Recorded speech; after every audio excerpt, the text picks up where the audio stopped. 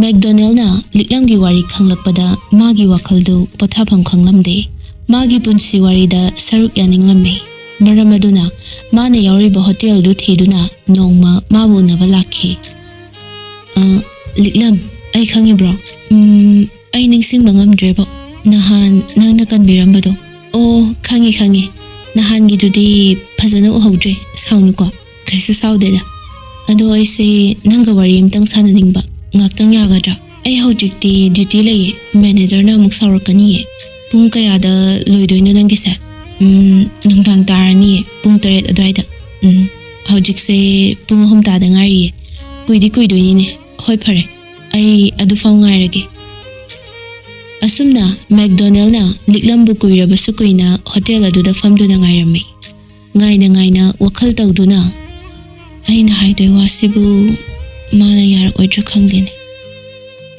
yarak tradi khangdreda yanabadi hairage nungdi nungshire mase kanano karino su khangdringai sidagi asuk yam nungshire sina kaige ngaihak lairaga liklamdu duty loiduna ai loire kai warino sasa haibo phamula osida liklamsu nakanda famtharaktuna ngaibadasu warambani saunuko migi makhada leirubanina aina hekta tawba ngamdre McDonaldna mathanta murum sonduna adu orangana mekhapon bato aga ahigida maharani oradana kay haiba kashunatida aina la ise nangonda mateng amta pangbiyo haige tawbane kahino aisibo aina bu kay mateng tawba ngamdoino liklam aikoigi family gi mising do nangi wari khangna kaisu tawba ngamdre aikoi leina nangi kemta tawba ngamdre haiduna yamna nungaina dre aikoi father na nangbu yumda amta purona kanna hai leire nang aikoi bu thajadabra kaisu nataba ahibu mayamna nungsibibaduna ahigi dipenjare adubu ai kaisu wadeda yam nungari kanamtagi mateng lawdrabasu ai hingba ngame aibu warobinu matamse thankre hannaba tawbiru wafamsi haramduna liklamdu changkre McDonald so nungaitana dumak halakle nongma mapa malkomga yungi miyoi singduga punna chak chaminaringai matamdani nahangi nupi machado noi kanamtana themaga yumsida purakpa ngamdrene wahai asi macha nupa atombana mayamda changlakpaga mapa chana khiduna mahaksu tahore mapana kari makha tarakpa haidu ngaiduna leirami anamdi yam kanba angang oiduni ne madu phajana sembiradi miyugadaba angang arembada hek manghaningdeda pa aduda ekhoina hojik kaidodoino masu yarreyona sikhangkhangga yaraktre Katrina na ahidi adui chicheda yam nungsi punna leminaradi kyam nungainiya imongi miyoi singna liklambu makhoigi yumda yamna lehanningi haiba mark of the hana khangludabana ngasi mayamna sanaramba wari sitabada mathamoida yamna nungaiba ma faurame maramdi mahaksu liklambu numit khudingi uninglamme maram asina mayamda leirabadi urani haiduna ngaihakta fauba khantharuba tawda magi garidu thaudoktuna liklamgi manakta lakhi liklam ai wamta haigena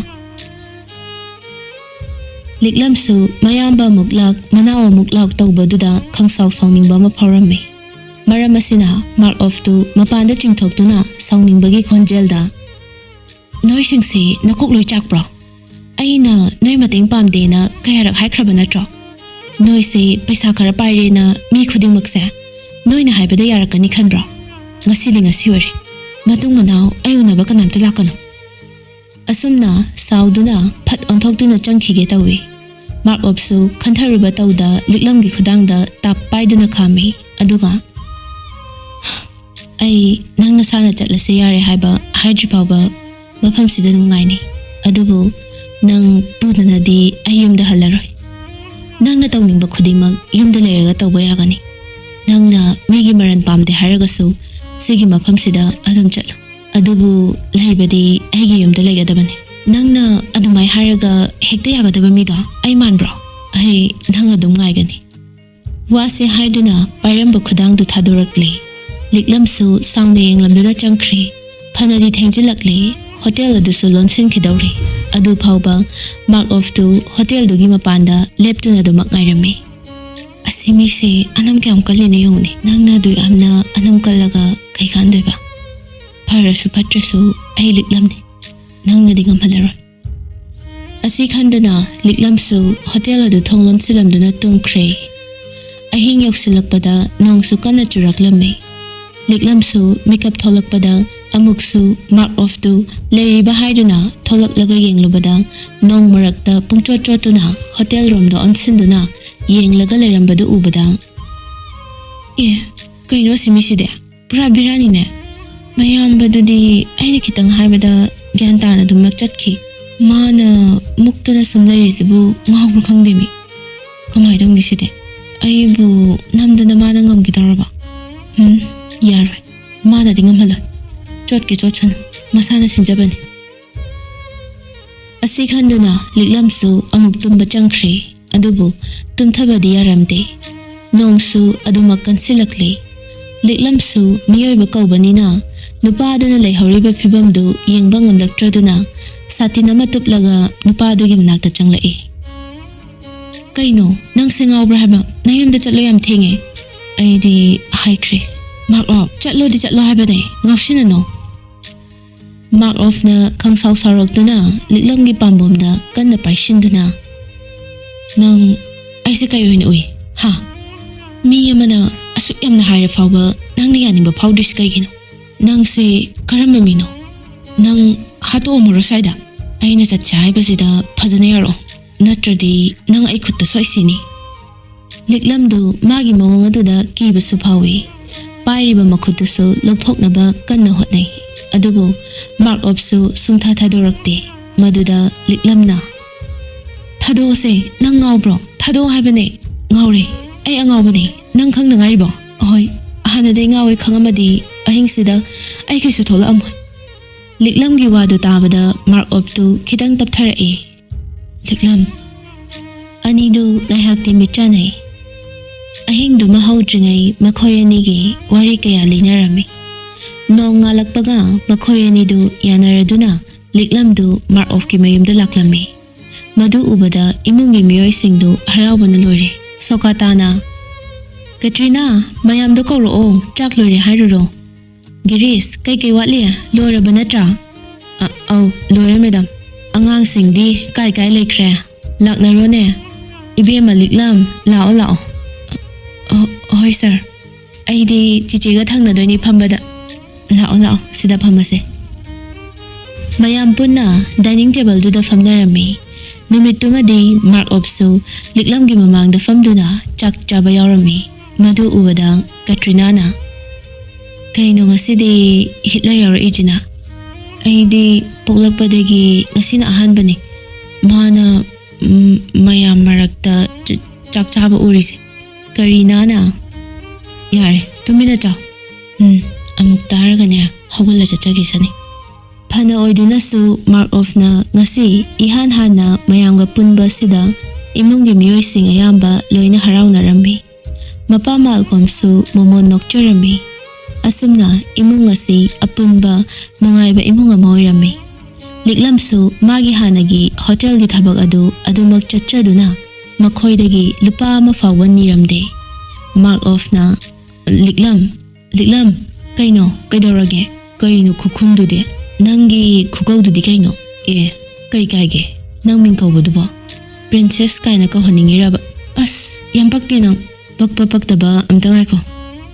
Aina nangi jagoy tamnaba dance studio mada admission tawarmabane. Nang di kadobay tawriba. Nang nasidala ise dance kinatra. Nang kaina tholege aingonda su kem hangamdana. Mina yani yare khandrakanda natra. Si matang sidadi nang yarakani se. Hana day khangaba hangdrasu yaraba. Aduga aina yaraktradi kamdoba. Nang yadabang angwadra. Taningde. Asumna onsina duna nokminaramba du mapana yengduna momon nokcharami. Yare ko hayengday pung 6 class yawba chatkadaba. Aina thindoiba hotel diga mai tawba. To dangi hotel gi thabak to. ꯑꯩ ꯃꯤꯒꯤ ꯃꯔꯟ ꯄꯥꯝꯗꯦ ꯑꯩ ꯈꯪꯉꯤ ꯑꯗꯨ ꯈꯪꯗꯅꯅꯤ ꯑꯩꯅ ꯁꯤꯟꯖꯔꯕꯅꯤ ꯍꯌꯦꯡꯗꯩ ꯅꯪꯒꯤ ꯊꯕꯛ ꯑꯃꯁꯨ ꯂꯩꯔꯦ ꯀꯩ ꯊꯕꯛ ꯑꯩꯈꯣꯏꯒꯤ ꯁꯣꯄꯤꯡ ꯃꯣꯜ ꯑꯃ ꯂꯩ ꯑꯗꯨꯗ ꯅꯪꯅ ꯑꯦꯁꯤꯁꯇꯦꯟꯠ ꯃꯦꯅꯦꯖꯔ ꯑꯣꯏꯗꯣꯏꯕ ꯑꯗꯨꯗꯤ ꯑꯩꯅ ꯀꯃꯥꯏꯅ ꯇꯧꯗꯣꯏꯅꯣ ꯑꯁ ꯑꯩꯈꯣꯏ ꯏꯄꯥꯅꯅꯦ ꯍꯥꯏꯔꯤꯁꯦ ꯑꯩꯅ ꯍꯥꯏꯕ ꯅꯠꯇꯦ ꯑꯁ ꯅꯣꯏ ꯐꯦꯃꯤꯂꯤꯒꯤ ꯄꯨꯛꯆꯦꯜꯁꯦ ꯑꯉꯛꯄꯅꯤꯀꯣ ꯅꯪꯁꯨ ꯀꯩꯅꯣ ꯑꯩꯁꯨ ꯍꯥꯏꯗꯦ ꯀꯩꯁꯨ ꯅꯠꯇꯦ ꯑꯩꯗꯤ ꯀꯥꯎꯋꯦ ꯄ꯭ꯔꯦꯛꯇꯤꯁ ꯆꯠꯀꯗꯕꯅꯦ ꯑꯩ ꯆꯠꯂꯦ ꯅꯪꯁꯦ ꯀꯔꯝꯕ ꯂꯥꯏꯅ ꯁꯥꯕꯅꯣ ꯈꯪꯗꯦꯗ ꯑꯃꯨꯛꯁꯨ ꯁꯥꯎꯅꯤꯡꯉꯤ ꯑꯃꯨꯛꯁꯨ ꯌꯥꯝ ꯅꯨꯡꯁꯤꯕꯒꯨꯝ ꯑꯁꯨꯝꯅ ꯂꯤꯛꯂꯝꯁꯨ ꯃꯥꯒꯤ ꯗꯥꯟꯁꯇ ꯑꯃꯨꯛ ꯃꯥꯏ ꯑꯣꯟꯁꯤꯟꯕ ꯍꯧꯔꯛꯂꯤ ꯅꯨꯃꯤꯠ ꯈꯨꯗꯤꯡꯒꯤ ꯃꯥꯔꯛ ꯑꯣꯐꯅ ꯃꯥꯕꯨ ꯊꯤꯟꯗꯣꯛ ꯊꯤꯟꯖꯤꯟ ꯇꯧꯗꯨꯅ ꯂꯩꯔꯝꯃꯤ ꯅꯣꯡꯃ ꯂꯤꯛꯂꯝ ꯂꯧꯔꯨꯔꯒ ꯍꯜꯂꯛꯄꯒꯤ ꯂꯝꯕꯤꯗ ꯁ꯭ꯇ꯭ꯔꯤꯠ ꯐꯨꯗ ꯑꯃ ꯎꯕꯗ ꯂꯤꯛꯂꯝꯅ ꯉꯥꯏꯈꯣ ꯁ꯭ꯋꯥꯏꯗ ꯉꯥꯛꯇ ꯈꯥꯝꯃꯨ ꯑꯃꯨꯛ ꯀꯩꯗꯧꯔꯒꯦ ꯑꯁ ꯆꯥꯛ ꯌꯥꯝ ꯂꯥꯝꯃꯦꯕ ꯀꯩꯅꯣꯝꯇ ꯆꯥꯒꯦꯁꯦꯕ ꯁ꯭ꯋꯥꯏꯗ ꯍꯣꯏ ꯂꯥꯛꯑꯣ ꯉꯥꯏꯈꯣꯍꯦ ꯀꯥꯏꯗꯩꯅꯣ ꯐꯥꯁ ꯐꯨꯗ ꯑꯃꯗ ꯆꯪꯉꯨꯁꯦ ꯁꯤꯗꯕꯨ ꯀꯃꯥꯏꯅ ꯆꯥꯗꯣꯏꯅꯣ ꯑꯉꯥꯎꯕꯗꯧꯅ ꯅꯪꯗꯤꯅꯦ ꯏꯅꯥꯛ ꯈꯨꯟꯕ ꯃꯆꯥꯅꯤꯅ ꯁ꯭ꯇ꯭ꯔꯤꯠ ꯐꯨꯗꯀꯁꯦ ꯆꯥꯕ ꯌꯥꯗꯕ ꯑꯣꯏꯅ ꯑꯣꯏꯔꯝꯅꯤ ꯑꯩꯈꯣꯏꯗꯤ ꯁꯤꯒꯨꯝꯕꯅ ꯍꯦꯟꯅ ꯍꯩꯅꯩ ꯑꯁ ꯑꯗꯨꯏ ꯅꯠꯇꯤꯌꯦ ꯁꯨꯝ ꯍꯥꯏꯕꯩ ꯋꯥꯅꯤ ꯅꯪ ꯅꯨꯡꯉꯥꯏꯔꯣꯏꯗ꯭ꯔꯅ ꯑꯩꯗꯤ ꯀꯩꯝ ꯈꯟꯗꯦꯀꯣ ꯁꯥꯎꯔꯅꯨꯀꯣ ꯄ꯭ꯔꯤꯟꯁꯦꯁ ꯇꯥꯅꯤꯡꯗꯦ ꯑꯝꯇ ꯌꯥꯔꯦꯁꯦ ꯂꯥꯎ ꯀꯨꯝꯊꯔꯛꯑꯣ ꯑꯁꯨꯝꯅ ꯑꯆꯥꯄꯣꯠ ꯆꯥꯃꯤꯟꯅꯗꯨꯅ ꯋꯥꯔꯤ ꯀꯌꯥ ꯁꯥꯟꯅꯔꯒ ꯅꯣꯛꯃꯤꯟꯅꯔꯝꯃꯤ ꯂꯤꯛꯂꯝꯅ ꯅꯣꯛꯂꯤꯕ ꯑꯗꯨ ꯌꯦꯡꯂꯒ ꯃꯥꯔꯛ ꯑꯣꯐꯁꯨ ꯅꯣꯛꯆꯔꯝꯃꯤ ꯑꯗꯨꯒ ꯑꯁꯨꯝꯅ ꯍꯥꯏꯔꯛꯏ ꯑꯁꯦꯡꯕꯅꯦ ꯂꯤꯛꯂꯝ ꯅꯪ ꯊꯦꯡꯅꯗ꯭ꯔꯤꯉꯩ ꯃꯇꯝꯗꯣ ꯏꯁꯥꯁꯦ ꯑꯍꯤꯡꯕ ꯃꯤꯅꯤ ꯍꯥꯏꯕ ꯑꯩ ꯈꯜꯂꯨꯗꯦ ꯄꯨꯟꯁꯤꯗ ꯅꯨꯡꯉꯥꯏꯕꯒ ꯑꯋꯥꯕꯒ ꯈꯦꯠꯅꯕ ꯂꯩꯔꯛꯇ꯭ꯔꯕ ꯍꯤꯡꯅꯤꯡꯉꯝꯗ꯭ꯔꯕ ꯑꯩꯁꯦ ꯉꯁꯤꯗꯤ ꯅꯣꯡꯃ ꯅꯠꯇ꯭ꯔꯒ ꯅꯣꯡꯃꯗꯤ ꯁꯤꯈꯤꯅꯤ ꯈꯜꯂꯨꯕꯗ ꯑꯀꯤꯕ ꯐꯥꯎꯔꯛꯂꯦ ꯑꯩꯒꯤ ꯄꯨꯟꯁꯤꯕꯨ ꯍꯣꯡꯍꯜꯂꯝꯗꯨꯅ ꯃꯩꯔꯥ ꯑꯣꯏꯅ ꯊꯥꯜꯂꯤꯕ ꯅꯪꯅ ꯃꯨꯊꯠꯇꯨꯅ ꯆꯠꯈ꯭ꯔꯗꯤ ꯑꯩꯒꯤ ꯋꯥꯔꯤ ꯂꯩꯈꯤꯅꯤ ꯊꯥꯖꯗꯦ ꯑꯁ ꯁꯤꯕꯒꯤ ꯋꯥꯒ ꯄꯜꯂꯛꯀꯅꯨꯗ ꯇꯥꯅꯤꯡꯗꯦ ꯍꯤꯡꯂꯤꯉꯩꯁꯤꯗꯤ ꯃꯤꯀꯨꯞ ꯈꯨꯗꯤꯡꯒꯤ ꯍꯤꯡꯕꯒꯤ ꯃꯍꯥꯎ ꯐꯪꯅ ꯂꯩꯒꯗꯕꯅꯤ ꯑꯁꯨꯝꯅ ꯑꯅꯤꯗꯨ ꯇꯞꯅ ꯇꯞꯅ ꯅꯨꯡꯁꯤꯅꯕ ꯍꯧꯔꯛꯈꯤ ꯐꯣꯡꯗꯣꯛꯅꯗꯕ ꯅꯨꯡꯁꯤꯕ ꯆꯤꯝꯕꯥꯜꯊꯣꯡꯗ ꯄꯜꯂꯨꯗ꯭ꯔꯕ ꯋꯥꯍꯩꯅ ꯊꯃꯣꯏꯗꯤ ꯃꯤꯀꯨꯞ ꯈꯨꯗꯤꯡꯒꯤ ꯂꯣꯏꯕ ꯅꯥꯏꯗ꯭ꯔꯕ ꯑꯁꯥ ꯀꯌꯥꯒ ꯋꯥꯔꯤ ꯁꯥꯟꯅꯔꯤ ꯅꯨꯡꯊꯤꯜꯒꯤ ꯃꯇꯝꯅꯤ ꯄ꯭ꯔꯤꯇꯤꯅ ꯔꯥꯍꯨꯜ ꯁꯦ ꯍꯤꯗꯥꯛꯁꯦ ꯆꯥꯁꯤꯜꯂꯣ ꯏꯃꯥ ꯍꯣꯏꯗꯤ ꯅꯪꯒꯤ ꯑꯅꯥꯕ ꯐꯅꯕ ꯂꯥꯏ ꯈꯨꯔꯨꯝꯕ ꯆꯠꯈꯤꯌꯦ ꯃꯈꯣꯏꯁꯨ ꯑꯩꯒꯤꯗꯃꯛꯇ ꯌꯥꯝꯅ ꯋꯥꯍꯜꯂꯦ ꯑꯩꯅ ꯅꯪꯁꯨ ꯑꯃꯨꯛ ꯋꯥꯖꯔꯦꯀꯣ ꯑꯩꯁꯦ ꯌꯥꯝ ꯐꯠꯇ꯭ꯔꯕ ꯃꯤ ꯑꯣꯏꯔꯦꯀꯣ ꯑꯁ ꯇꯥꯅꯤꯡꯗꯦꯕ ꯔꯥꯍꯨꯜ ꯑꯗꯨꯒꯨꯝꯕ ꯋꯥꯗꯣ ꯑꯩꯉꯣꯟꯗ ꯇꯥꯍꯜꯂꯛꯀꯅꯨ ꯅꯪꯒꯤ ꯂꯥꯏꯔꯤꯛ ꯃꯈꯥ ꯇꯝꯕꯗꯤ ꯀꯝꯗꯧꯕ ꯂꯥꯏꯔꯤꯛꯇꯤ ꯂꯟꯗꯟꯗ ꯅꯠꯇ꯭ꯔꯁꯨ ꯁ꯭ꯋꯥꯏꯗ ꯇꯝꯕ ꯌꯥꯏꯗ ꯄ꯭ꯔꯤꯇꯤ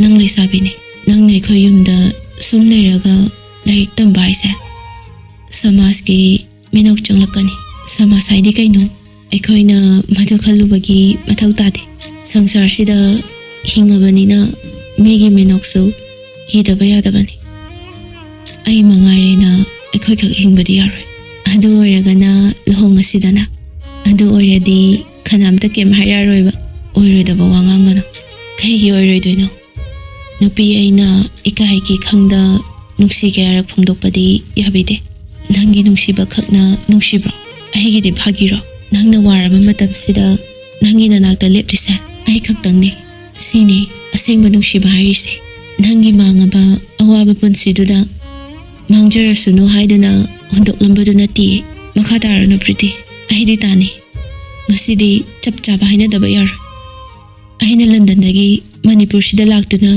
ꯅꯪꯒꯤ ꯑꯅꯥꯕ ꯁꯦꯕꯥ ꯇꯧꯔꯒ ꯂꯩꯔꯛꯂꯤꯁꯦ ꯀꯌꯥꯝ ꯀꯨꯏꯔꯦ ꯃꯣꯗꯦꯂꯤꯡꯒꯤ ꯀꯦꯔꯤꯌꯔ ꯄꯨꯝꯅꯃꯛꯁꯨ ꯍꯨꯟꯗꯣꯛꯂꯝꯗꯨꯅ ꯂꯩꯔꯤꯁꯦ ꯐꯥꯒꯤꯔꯣ ꯔꯥꯍꯨꯜ ꯑꯩꯒꯤꯗꯤ ꯅꯪꯅ ꯃꯔꯨꯅꯤ ꯅꯪ ꯈꯛꯇꯪꯅ ꯅꯨꯡꯁꯤꯕꯤꯕꯗꯨꯅ ꯑꯩꯒꯤ ꯃꯪꯂꯥꯟꯅꯤ ꯁꯦꯡꯅ ꯍꯥꯏꯌꯨ ꯅꯪ ꯑꯩꯕꯨ ꯅꯨꯡꯁꯤꯕ ꯉꯝꯂꯔꯣꯏꯗ꯭ꯔꯥ ꯑꯩꯒꯤ ꯅꯨꯡꯁꯤꯕꯁꯦ ꯅꯪ ꯑꯗꯨꯃꯛ ꯃꯤꯔꯥꯏꯔꯗ꯭ꯔꯥ Story Collection ꯆꯦꯅꯦꯜ ꯑꯁꯤꯕꯨ ꯂꯥꯏꯛ ꯁꯤꯌꯔ ꯁꯕꯁꯀ꯭ꯔꯥꯏꯕ ꯀꯃꯦꯟꯠ ꯁꯨꯡꯁꯣꯏ ꯁꯣꯏꯗꯅ ꯇꯧꯕꯤꯔꯝꯃꯨ ꯁꯣꯏꯈꯤ ꯂꯥꯟꯈꯤꯕ ꯌꯥꯎꯔꯕꯁꯨ ꯚ꯭ꯌꯨꯑꯔꯁ ꯈꯨꯗꯤꯡꯃꯛꯅ